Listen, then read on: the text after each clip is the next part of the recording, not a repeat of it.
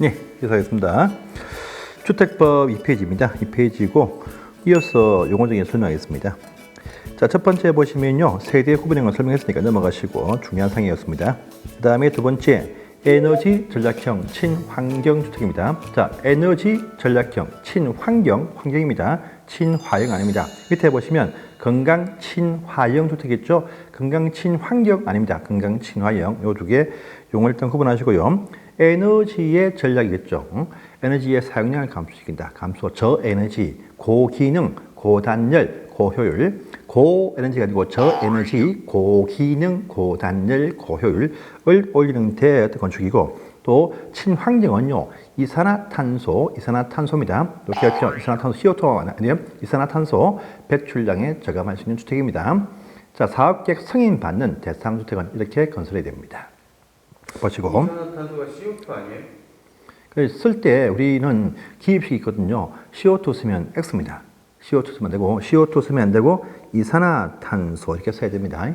이 법령 용어는 이산화탄소입니다. CO2 하면 욕 맞습니다. 예. 그 다음에 건강 친화형입니다. 건강 친환경 아닙니다.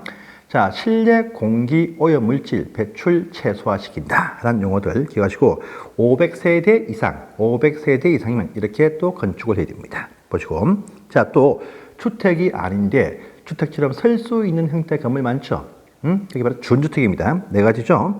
다중생활시설, 바로 고시원이죠. 그 다음에 노인복지시설 많습니다. 그 중에서 노인복지주택을 말합니다. 일명 실버타운이라고 부르죠. 그 다음에 기숙사, 이게 포함됩니다. 이 기숙사가 건축법에서는요, 공동에 포함되어도 이 법에서는 준주택에 빼버린다. 이런 부분도 아시고, 그 다음에 밑에 보시면 오피스텔, 이것도 준주택에 포함된다. 네 가지 간단하지만 잘 뜹니다. 주택단지라는 것은요, 사업계획 승인을 받는 일단의 주택, 뿐 아니고 사업계획 승인 대상이 되어지면 부대시설, 복리시설의 설치 의무가 주어집니다. 그걸 조성하는 일단의 토지를 말합니다. 하나의 주택단지였습니다. 그런데 아주 크네요. 그래서 해당 그 승인권자 시에서 이 단지 관통하는 일반 도로 노차, 또 도시계획도로 노차라고 이 조건을 딱 겁니다. 이 조건에 의해서 맞춰서 건설했습니다. 일반 도로 폭이 20m입니다. 20m죠. 그러면 4차선 이상이 나옵니다. 그러면 단지가 실탄 좋던요. 1단지, 2단지 이렇게 구분됩니다. 자, 또 도시계획 예정도로 이것이 8m 이상이야. 또 3단지, 4단지 구분된다. 단지 구분시설 요 알아주십시오. 한개 사업으로 건설해도 단지가 옆에 붙었지만 1단지, 2단지 이란 이 구분이 뭐냐? 그 사이에 도로 때문에 그렇다. 도로, 일반 도로 20m, 도시계획 예정도로 8m 이상이 될 때 그렇다 하시고요. 자, 또 그 밑에 보시면 공구 있죠, 공구. 이 공구는 뭐냐? 한 개 사업장입니다. 한 개 사업장. 규모 큰 한 개 사업장입니다. 그런데 위치가 좋거나 서울시다라면 분양심이 완판이겠죠. 그런데 아주 저 멀리 가평에서 나왔다.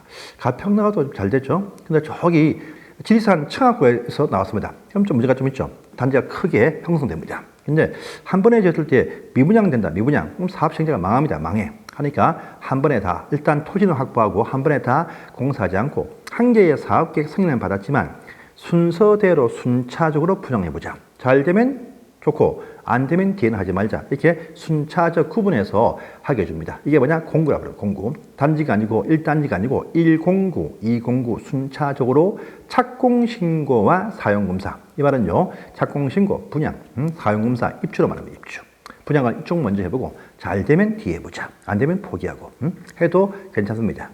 또 먼저 공사했으니까 먼저 입주합니다. 먼저 검사받아요. 사용검사 받았더라. 그래서 착공신고와 사용검사를 공구별로 순차적하게 해줍니다. 단 조건이 있습니다. 한 공구에서의 최소 주택 건설 수는 어디입니까? 300세대 이상은 나와야 된다. 또 공구 사이에 경계 구분은 필요해. 경계선 구분. 그래서 화단이나 단지 내 도로 등으로 경계는 구분하라. 6m 폭 이상의 경계 구분. 이렇게만 딱 아시면 되겠습니다. 자, 단지를 멋지게 주택을 지었습니다. 근데 아무것도 못해요. 왜? 전기선이 안 깔렸어. 가스가 안 들어오면 안 되겠죠. 단지의 중요한 기간시설들, 단지 내 도로, 상하수도시설, 전기시설, 가스시설, 통신시설, 지역 난방시설, 우체통 등을 다 설치해야 됩니다. 그런데 단지에 설치해서 해도 전기선 안 땄죠. 그러면 전기 안 들어옵니다. 밖에 있는 같은 동종, 같은 기관시설과 연결해야 돼. 단지 밖에서. 그 밖에 있는 고분이 뭐냐? 뭐냐? 요 사이에 있는 것이 뭐냐 할 때 간선시설, 단지 밖에 있습니다. 그런데 요 중에서 가통지, 가스와 통신과 요 지역 난방 시설은 단지 안에까지도 간선 시설에 해당된다는 말 중요합니다. 잘 듣는 상입니다. 가스 통신 지역 난방 시설은 단지 안에까지도 간선이다. 이 말은요, 뒤에 가면 나옵니다. 간선 시설 누가 대신 설치해 줍니다. 들어와서 당신들 설치하라 그죠. 이런 시간이 포함되었습니다. 자, 공공택지라는 것은 무엇이냐? 공공사업을 통해서 되어진 공동주택 건설 용지입니다. 어떠한 공공사업을 통해서 조성한 공동주택 건설 용지랍니다. 여기서 그러한 사업을 이 무엇이냐? 아주 많습니다. 그걸 열려고 하시면 안 됩니다.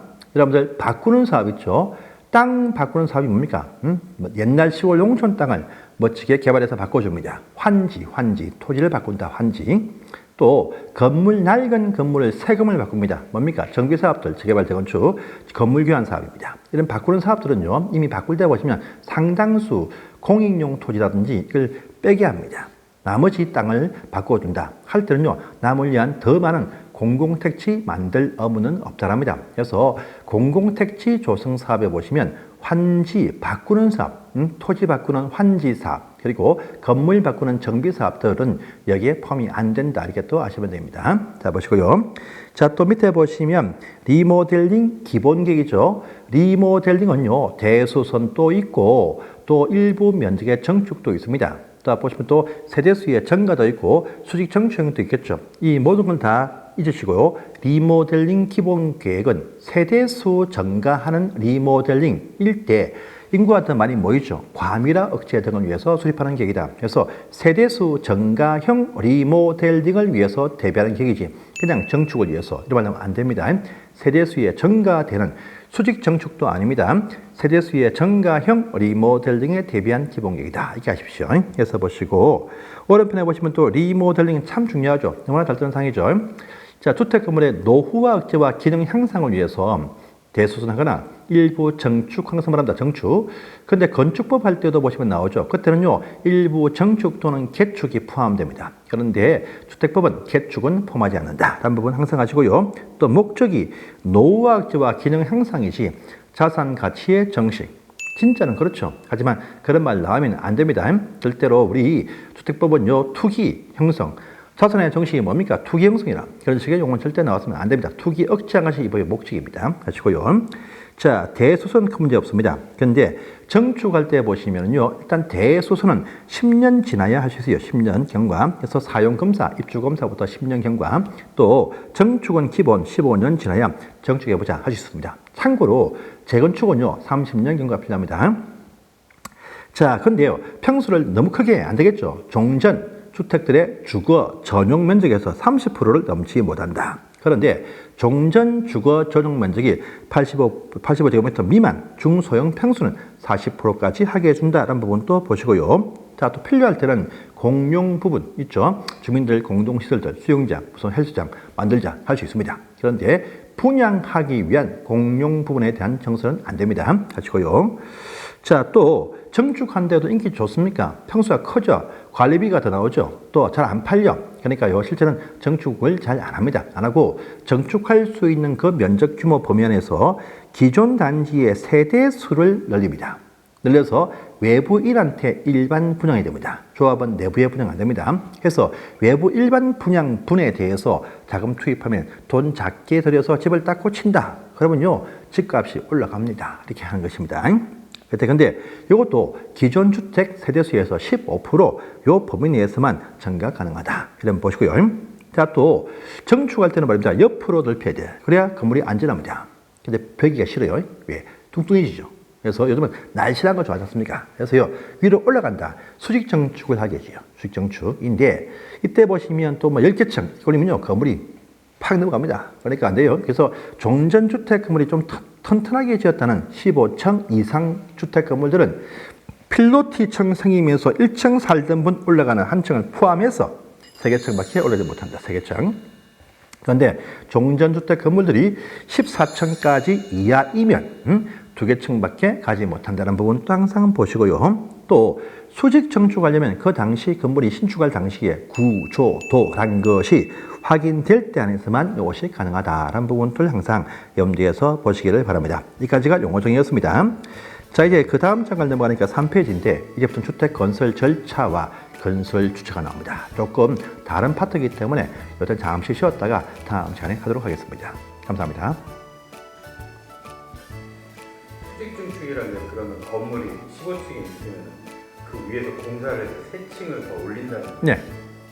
그러면 15층에 살고 있는 사람은 그 공사 소리 때문에 살 수가 없을 거예요. 다 일단 퇴거하지요. 퇴거하고 그 내부에 뜯어 고친다니까 싹 다. 그냥 위에 올리 말도 안 되는 소리가 오네. 다 퇴거 이사 갔다가 철거 아기 때문에 한 1년이면 다시 입주하는데 다 철거하고 백 뜯어 고치고 다 몽땅하지. 누가 그 위에 세계수가 달러 올리고 그거 누가 하겠습니까? 말도 안 되는 소리가 없어. 죄송합니다. 네. 좀 우리 좀 배웁시다. 예? 미안합니다.